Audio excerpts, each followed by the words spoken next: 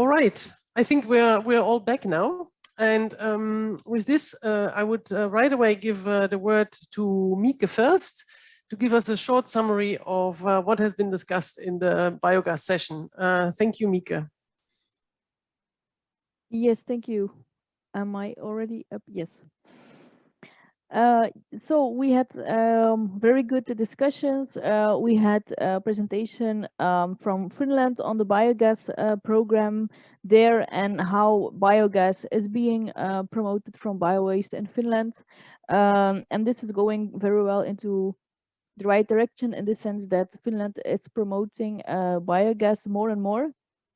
Then we have heard about the green bag system in Sweden to collect biowaste and to motivate the residents of the municipalities to collect their biowaste, and that to increase the target of biowaste collection in the country. And then we also have had a very nice example of a biogas plant in Greece and the operation of that plant. And we have just concluded at the end of our session about why that you should incorporate biogas production in a composting facilities and what are the advantages. And we agreed actually that it is a very good way to have additional benefits of your composting without compromising on what you already have. You can keep your compost, and in addition you have a source of renewable energy which you can use to your circumstances of the municipality, and for example to use as a transport fuel in the collection vehicles. So I think that was a very nice and good conclusion at the end of our session. So thank you. Thank you very much, Mieke. What we would like to know from our participants is, do you have actually any plans to build new biogas plants in your territory? So we have a small little poll for you, which I'm going to ask Eugenie to launch. So yes, we have biogas plants under development, or there are plans in the next years, or no, we don't have any plans, or I don't know, is also an option. So please vote now and let us know if you're working on anything in that direction.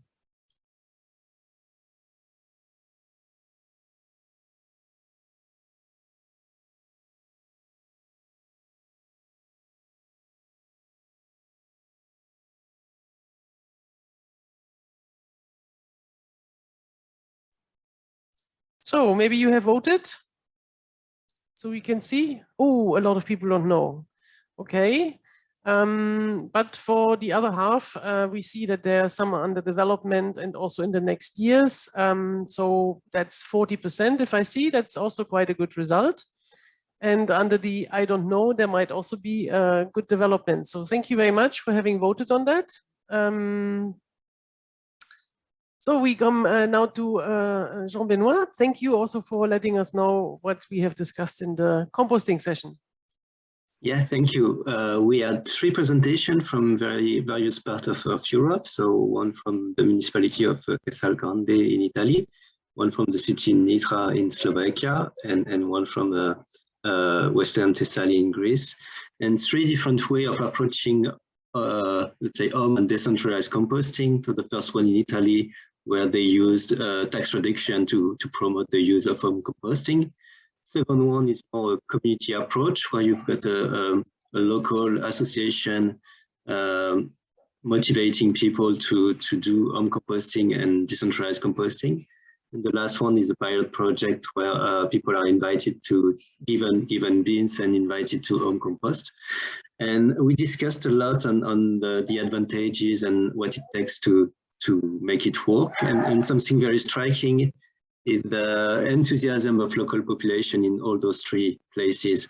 And the fact that the first sites and units sparked interest also in other parts of the population, and there was actually a local demand for this kind of units as soon as people realized that it did not bring any nuisance and that it was a very good approach, a sound approach, then people wanted to cooperate. We also saw that one very nice advantage of such decentralized solution is that it's low investment and actually cost saving.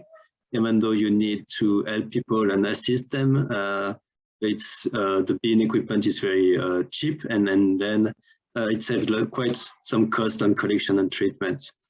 And when we asked about the success factor, all the three sites talked about communication, the need for environmental education to bring people to this kind of solution, but also the need for training, explaining how it works practically, and then the need to monitor their practices and give them help, because it's a long-term process and you want to secure the participation on the medium and long term. So the need to help people with moving forward and keeping the right behavior.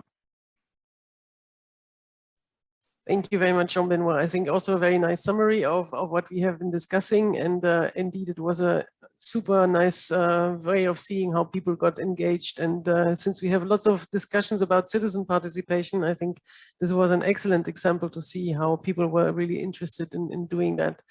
We also have a poll for you on composting, a little bit in the same way. Just seeing if you have any plans for that in the future, already under development or in the next 3 years, or maybe you don't know, that is also an option. So please let us know.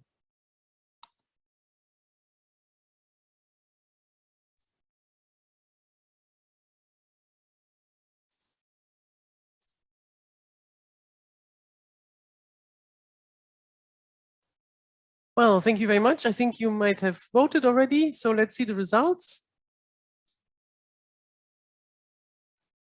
Yeah, so there is much more going on already in, it's 47% in composting. So it's a little bit more than in biogas. And so you know that a little bit better, this area.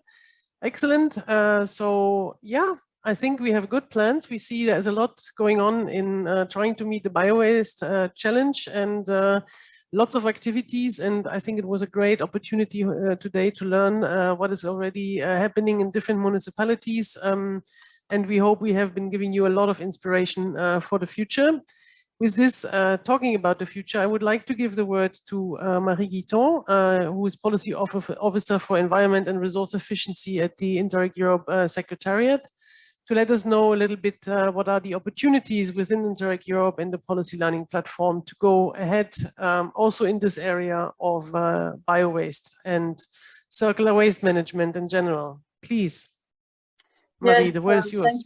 Thank you, Astrid. So let me try to share my presentation.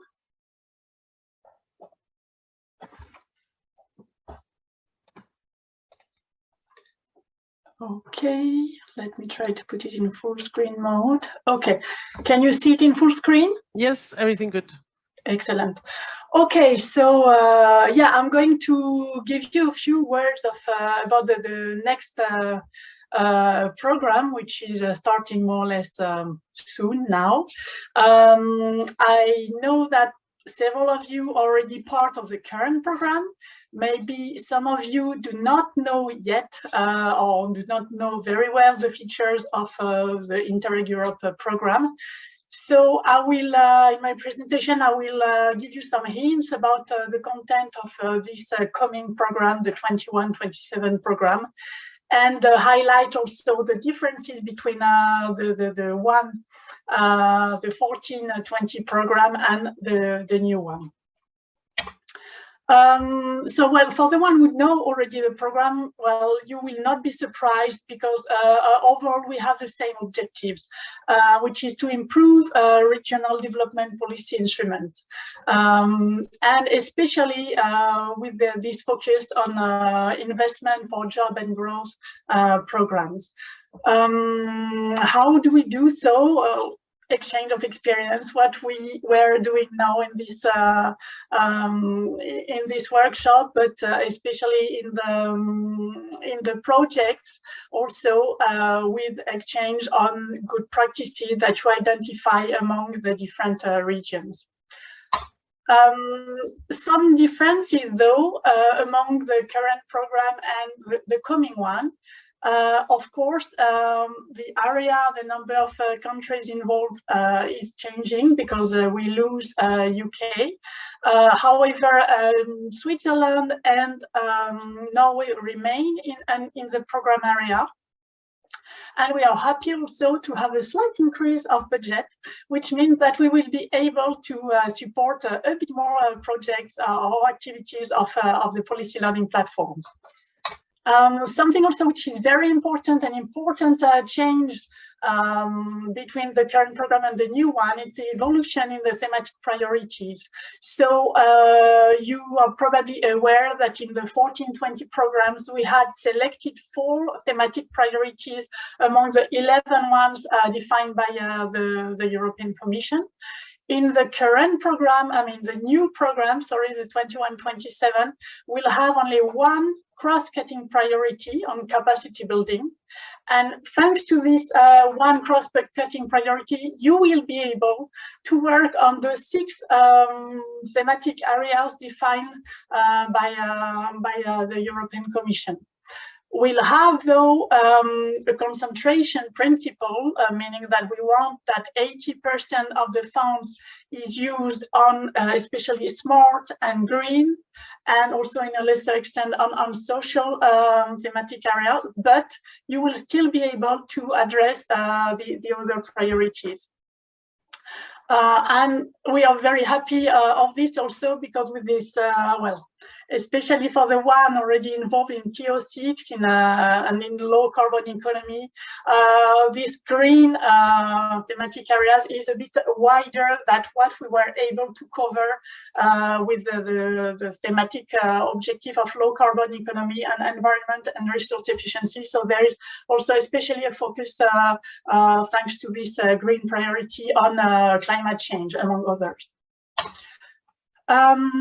Some information also about the projects, some changes that we will have with the new program compared to the current one. You will be happy to know that we'll have a lighter focus on structural funds. So with the current program, you were obliged to have in your partnership half of the policies as structural fund programs. We lighten this a lot, and you will need to have among the policy instrument that you will improve in your project only one, which is a structural fund program. So this is a pretty important change for you to make it easier to access the program. And for the other one, you will be able to choose, for example, municipal strategy, another regional strategy, so other policy instruments which are not structural fund program. You will have also, well, we'll have also changed a bit the phases. So we will still have 2 phases in the projects, with one core phase of 3 years and one follow-up phase of 1 year. And we will want you as much as possible to obtain results in the core phase.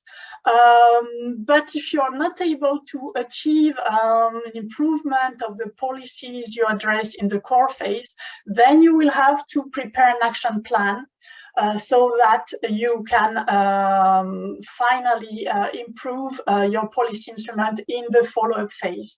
So this action plan will not be compulsory anymore. It will depend on the results you will achieve in the core phase.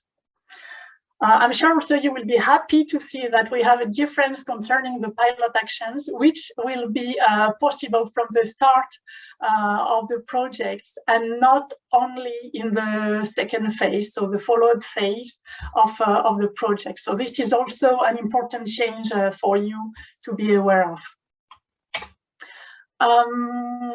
The program is not only about project, you perfectly know that it's also that the policy learning platform is the second pillar of the program, and an important one, and it will remain the second pillar of the program, with still the same type of services offered to you, with the Knowledge Hub, with the community of peers and the organization of events, and with the expertise that you can access through from our thematic experts, Katarina, Astrid, Magda, and all the team of experts. So we will still offer. Well, we'll see what services change, but we'll still offer similar types of services to you. And of course, with the new program, you will still be able to access the information, the knowledge we will already collected in this programming period. Information about the timing. You're all waiting, I'm sure, for the release, more precise information of the timing. The program is ready. The program has been sent to the European Commission. We are waiting for it to be approved, hopefully very soon. And we will launch in April. We will communicate to you, I think next week. We are finalizing everything, but probably next week you will have a very final information on the dates of the first call.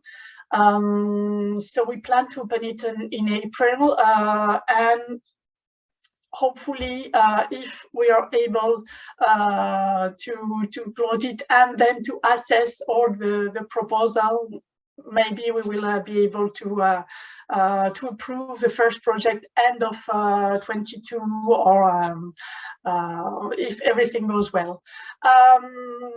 Well, you have here the web page where you can have all this information updated, and of course the information is released also on social media, so that you can be aware and follow all the updates on the call. Just to know also, this is just to let you know that you will not be left alone preparing then your project proposal. So, as we had done in the past for the fourth call we had, we will give you also some support. We will give you some tools for you to develop a proposal that can go through and then be approved.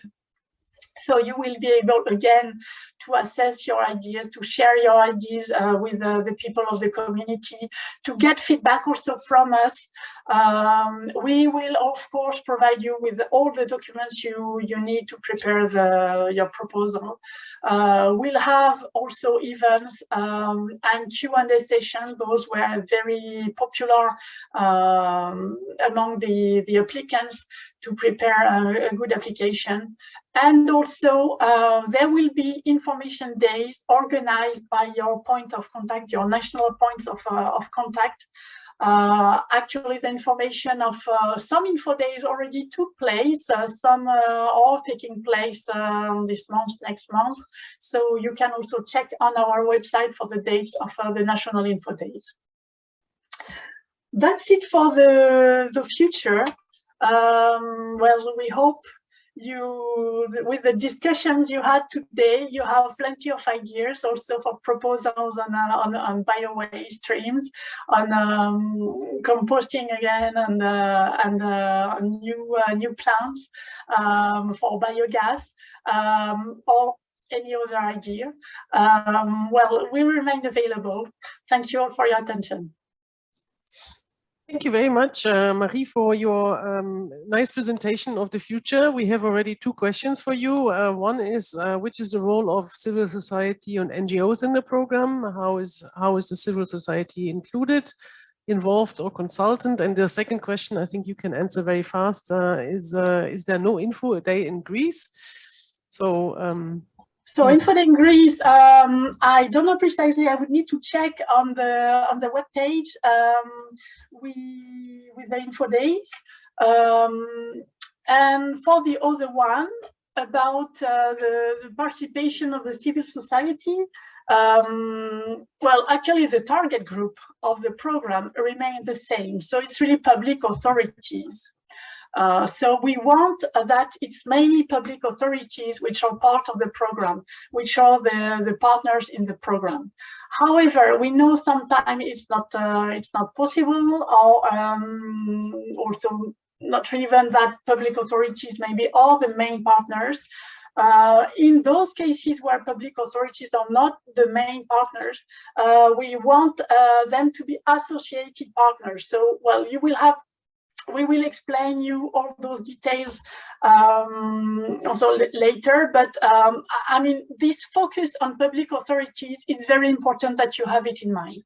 Then it will still also be possible to have advisory partners in the new call.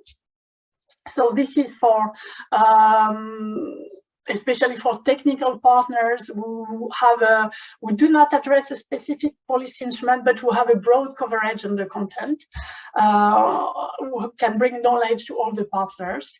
And about the role of civil society and other local NGOs, this will be done also the same way. Actually, it's done currently through the stakeholders, the stakeholder groups.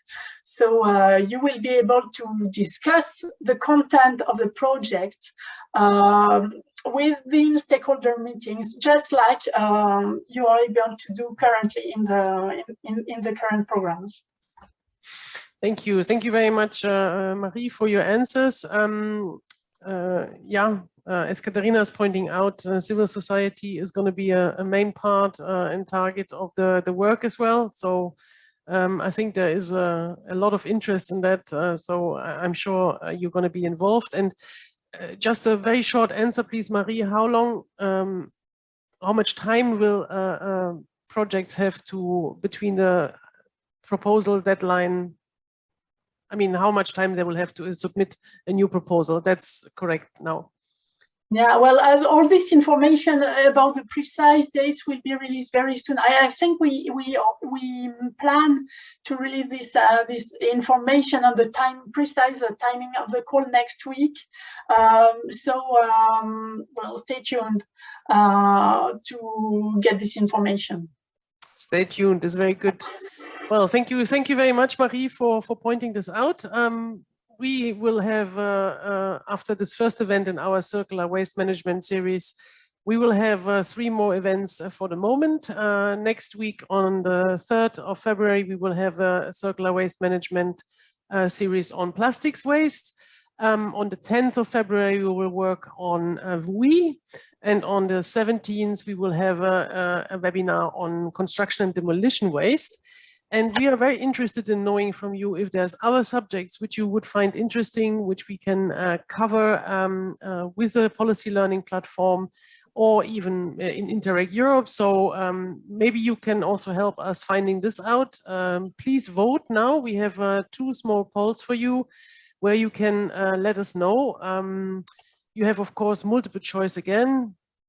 So would you work, for example, on sustainable alternatives to single-use plastics?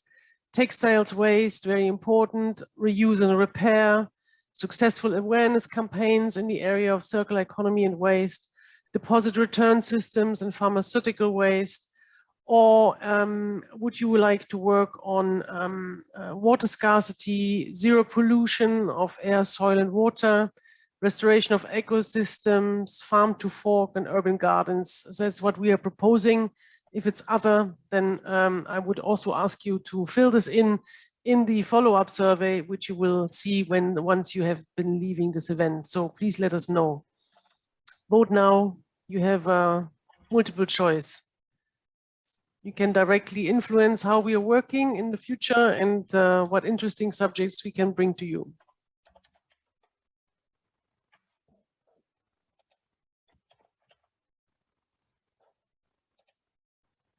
Oh, wow, I can see this is all interesting for you.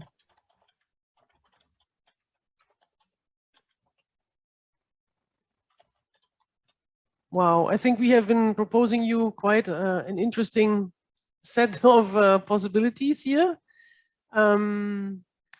Yeah, thank you very much for this feedback. We will have a lot of opportunities to also continue this waste management series, I think.